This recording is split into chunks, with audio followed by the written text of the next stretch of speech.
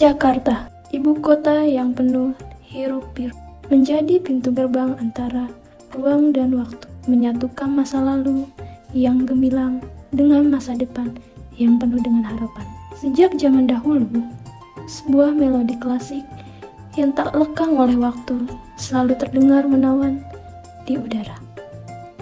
Kicir-kicir, seperti pesona magis, melodi itu bergema di setiap sudut kota, menjadi tanda yang tak terbantahkan bahwa seseorang telah tiba di ibu kota.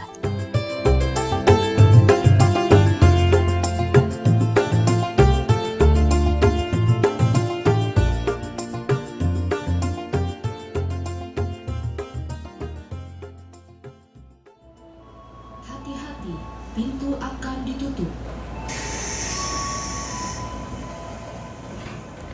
Hanyut di dalam hingar-bingar stasiun Gondangdia, kita seolah terbawa arus getaran kehidupan sehari-hari warga Jakarta yang tak pernah berhenti. Perjalanan dengan Transjakarta dari halte Gondangdia mengantarkan kita melewati jalan-jalan yang dipadati kendaraan, seperti arus waktu yang tak pernah berhenti, dan juga bangunan-bangunan tinggi yang menjulang layaknya mercusuar perkotaan. Sepanjang perjalanan, kita tak hanya menyaksikan panorama perkotaan yang terus berubah dan berkembang, seakan waktu tak pernah berhenti berdetak.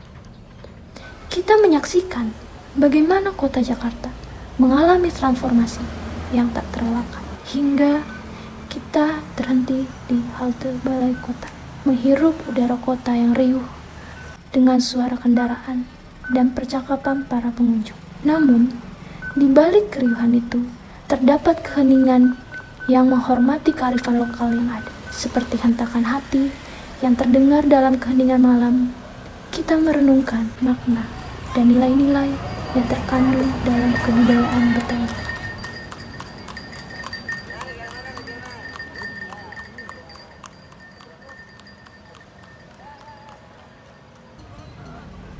Melangkah menapaki Pasar Monas, kami berjumpa dengan para pedagang souvenir dan makanan yang meramaikan suasana. Suara dagangan yang riuh membentuk harmoni yang kental dengan kehidupan pasar yang tak pernah sepi.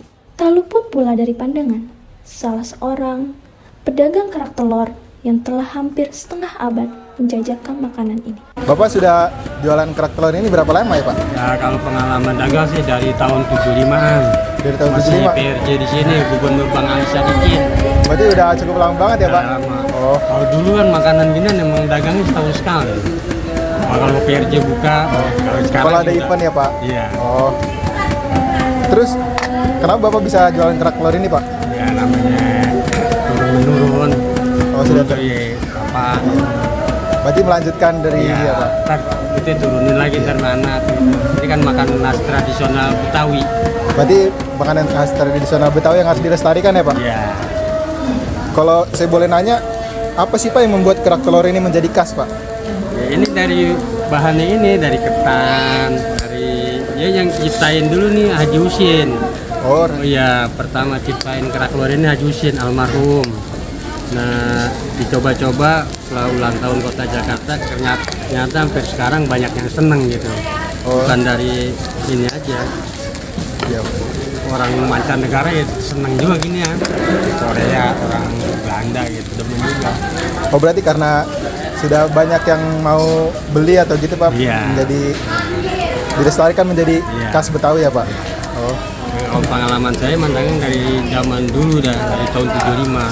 iya Pak. Kalau dulu dagang ginian setahun sekali, kalau PRJ buka aja, kalau dulu. Kalau sekarang tuh di daerah-daerah juga udah banyak. Oh, Yang namanya makanan ulang tahun kota Jakarta oh, dari tahun 75-an dah. berarti sudah cukup lama juga ya Pak? Kerak telur ini sudah ada ya Pak? Hitungannya udah berapa tahun dari Iya. tahun juga mau sampai sekarang. Oh, Kalau saya pengalamannya, kalau sini di Lenggang kemarin dari 2015 di Lenggang Jakarta 5 tahun 2015 sampai 2000 pas itu pandemi istirahat gitu. berarti kalau menurut Bapak berdagang kerak telur ini lumayan juga ya Pak? Ya kalau lagi itu ya lumayan lah. Banyak yang seneng soalnya makanan ginian sekarang. Apalagi kalau lagi ulang tahun Kota Jakarta tuh kayak rame. Kan ini dikit lagi di bulan Juni ulang tahun Kota Jakarta. Oke Pak. Soalnya bukan yang seneng ya, baik orang kaya maupun banyak yang seneng makanan ginian, makanan tradisional Betawi. Makanan tradisional Betawi sih banyak.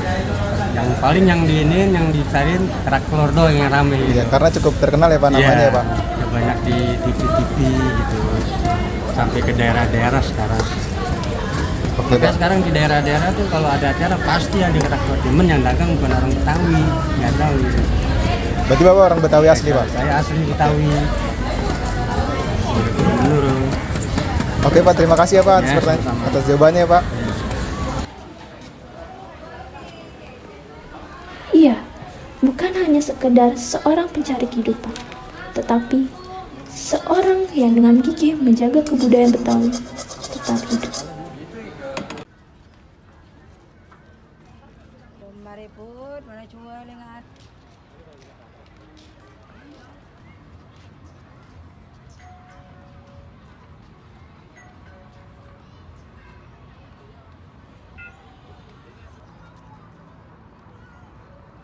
Sesuai kursi tidak ada yang berdiri kalau sudah tidak cukup. Menunggu kereta wisata selanjutnya di dalam antrian.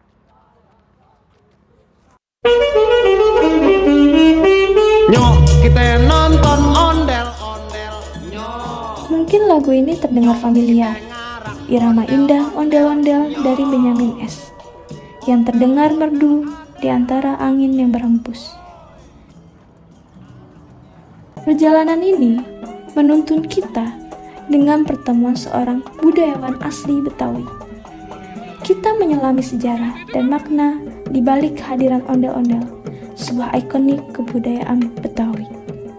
Kalau kita berbicara ondel-ondel itu adalah berbicara sesuatu yang besar, melawan sesuatu yang besar.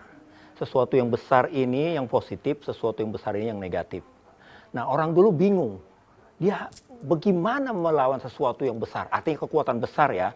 Bisa wabah, bisa santet, bisa gagal panen, bisa macam-macam penyakit. Nah itu kalau gitu, maka itu dia berpikir apa nih? Wah, sesuatu yang besar. Dia bilang lihat gunung. Wah, gunung ternyata oke gunung. Tetapi gunung, bagaimana supaya gunung ini bisa mempunyai nyawa? Maka ide besar yang semulanya gunung itu diekspresikan menjadi sesuatu boneka besar yang ukurannya 2,5 meter atau 3 meter. Sepasang laki perempu. Yang laki memancarkan muka yang merah, yang angkara murka. Yang perempuan memancarkan muka yang lembut, yang baik, yang air mengalir, angin. Sehingga dua kekuatan ini dijadikan satu, akhirnya menjadi satu kekuatan penyeimbang kehidupan.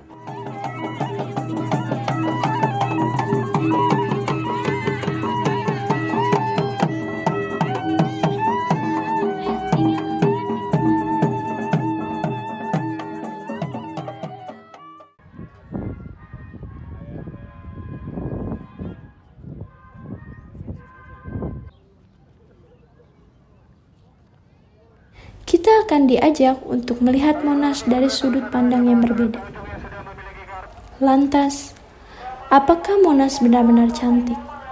Seperti perhiasan megah di antara kekalutan kota.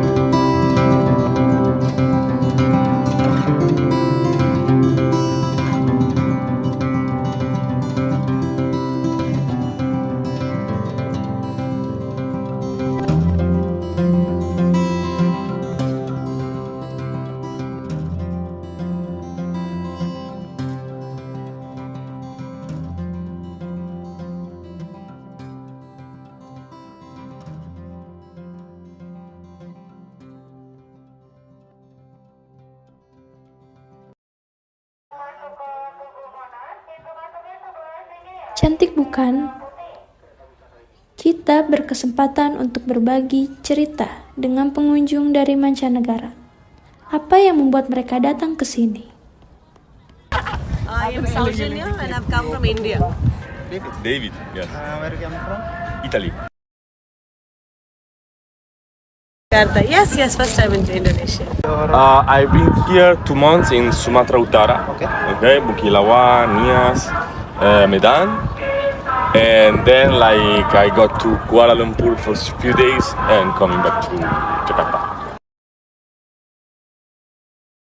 So when we were searching on the Google places to see, National Monument came first. So we came to see the place. The monument, because it's like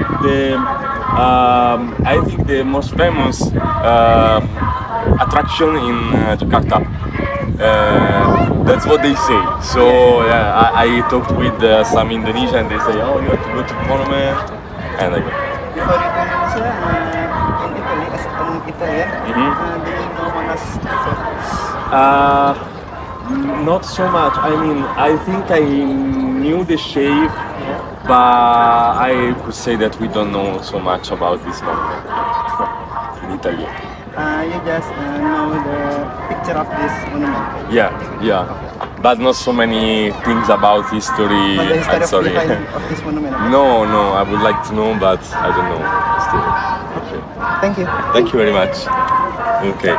Thank you. Thank you. Sebelum turun, periksa kembali barang bawaan Anda, jangan sampai ada yang tertinggal ataupun terjatuh di dalam mobil wisata ini.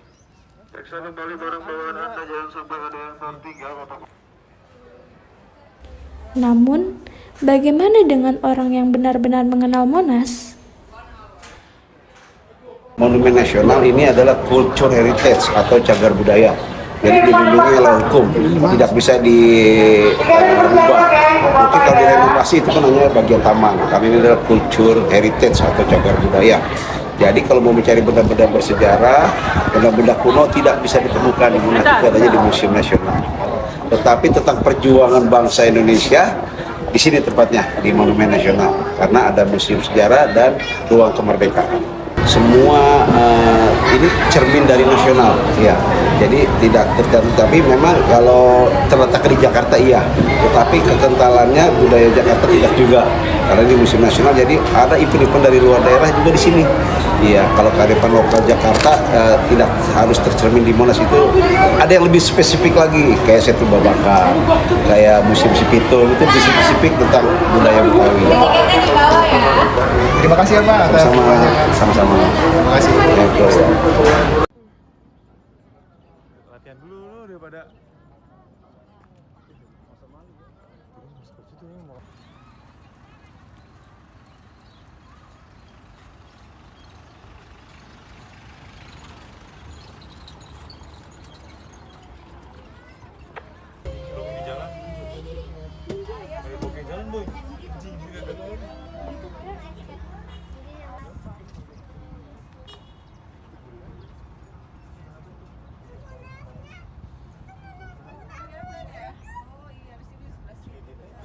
Dalam setiap langkah yang kita ambil, dalam setiap detik yang berlalu, mari kita renungkan dan menghargai kebudayaan Betawi yang terus hidup di tengah-tengah kita. Karena dalam keragaman dan keindahan inilah jiwa Jakarta yang sejati tercermin.